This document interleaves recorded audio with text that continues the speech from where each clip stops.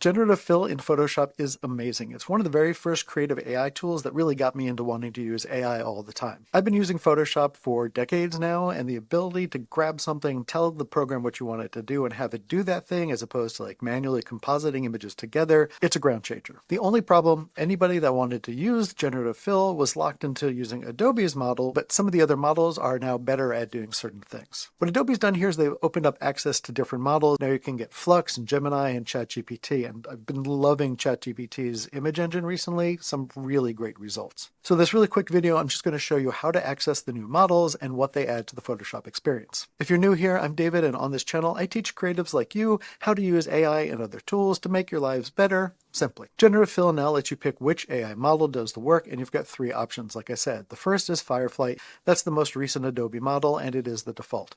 The nice thing about it is it's commercially safe, and by that it means anything that you generate using Firefly you can use without copyright issues. So the content credentials are baked in. If you're doing client work or something's going to like a commercial or an advertisement, this is the best pick. The next one you can use is Google Gemini, aka Nano Banana. It is really strong at stylized elements, creative scene additions, and compositions where you want something that looks intentional rather than photographic. Okay, so these are all available in Photoshop 27.5 and later, and some of the things that Adobe has been releasing recently are beta tools. So let me show you how to make sure that you're using the most recent beta version of Photoshop, and don't worry, the beta version does not overwrite your real Photoshop. It adds the beta version so you can go back and forth between the two of them. So first of all, I'm running Photoshop 2026 right now, and when I do the about, it shows me that I'm looking at the 27.5 release, which means a lot of what I'm going to show you here is already in this version. So if you have the most recent version of Photoshop, you're all set.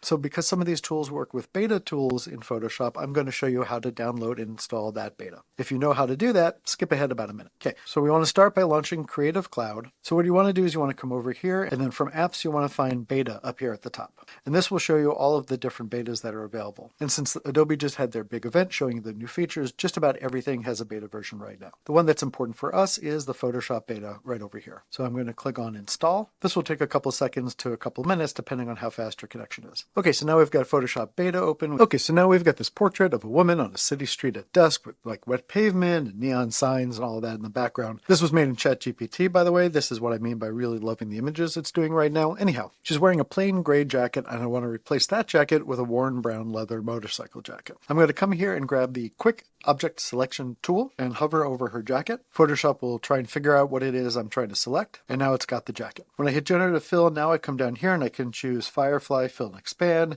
Firefly Image 5 Preview, or Firefly Image 1. But I can also click right here on Partner. And in Partner, I get Flux 2 Pro, Flux Context Pro, Gemini 3.1, and so on. First, I'm going to come back here. I'm going to choose Adobe, and I'm going to choose its Firefly Fill and Expand. Super simple prompt here. I'm just going to put in worn brown leather motorcycle jacket, distressed texture, visible stitching, and natural wear marks. And I'm going to hit generate. Here it is with Firefly, and look, it's really not that bad. The jacket's there, the color is right, it reads as leather, but if you look really closely, you can see it doesn't exactly look like leather. It's too smooth for leather. I don't really know what's going on over here. It's sort of like leather-ish, I guess I would call it. So I'm going to undo this now, go back to the gray. I'm going to hit Generative Fill again. And now that it's got the jacket selected again, I'm going to hit Generative Fill. This time though, I'm going to come here and I'm going to choose a partner model. Okay, so to me, this looks a lot more like leather. And let me zoom in here. We have the reflection of the light coming on her. This feels more like leather to me. It's got these scratches that leather would have. It's still not perfect, but it's very good. Now this is Nano Banana or Gemini 3.1, and I like a lot of this. I'm not sure I love all of it, but this is a much better place to start than the Firefly image. We have zippers in the right place. We have these little areas here are caused by the jacket that she was wearing, but I feel like this has a really nice texture as well. And this is the Flux one. I think the two of these, I think that Flux works better. But show you where the real value of being able to use one of the other models comes from. So let's say we'll stick with this one for right now. I'm going to choose Gemini 3, and this is one of the kind of things that Gemini does really well, Nano Banana does well, is iterating these sort of creative textures. I'm going to use Gemini to create a different look to the scene. Normally I would have saved this and then pulled it into Gemini and then maybe gone back to Photoshop in order to finish working on this. I'm going to do it all here. So I'm going to come down here and choose GPT Image 1.5, and I'm going to give it a prompt, and that prompt is floating cherry blossom petals swirling around the subject, soft bokeh, dreamy cinematic atmosphere, petals in sharp focus. I think I'm going to stay, instead of swirling, just floating down and around the subject, and hit generate. And grab some coffee. Here is So here's why I think this is so important. It really looks like you have foreground and background petals around the subject. I like the subject a lot, so I'm going to undo this. Generative Fill from GPT 1.5, I'm going to choose Adobe. And I'm going to use this newest Firefly model, which allows you to add, fill, and expand. Same prompt. So I'm going to try this again in that model. Floating cherry blossom petals floating down and around the subject, soft bokeh, dreamy cinematic atmosphere, petals in sharp focus. Now this model from Adobe I like a lot better than their normal Firefly model, and they're all going to keep improving. I think that right now ChatGPT 1.5 is way ahead of Firefly. I do like this image. It did not keep everything that I asked about it. I asked for floating around petals. This is very, very nice. Not exactly what I wanted. One last thing that's really important about this update is that Generative Fill now outputs at 2K resolution, which is much higher resolution than it used to, which means you're going to get less of that softness, sort of blurry generation. Another big thing about Generative Fill now is that it outputs at 2K resolution, which means you're going to have less trying to match the texture of your image with the background.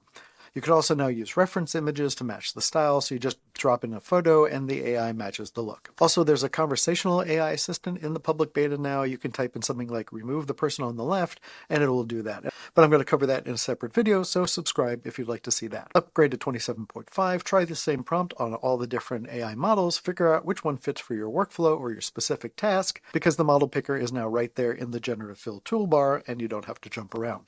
Let me know in the comments which ones you like better. I personally like the ChatGPT 1.5, but do you like Flux? Do you like Firefly? Which is the one for you? I'm David, and I, for one, welcome our AI overlords.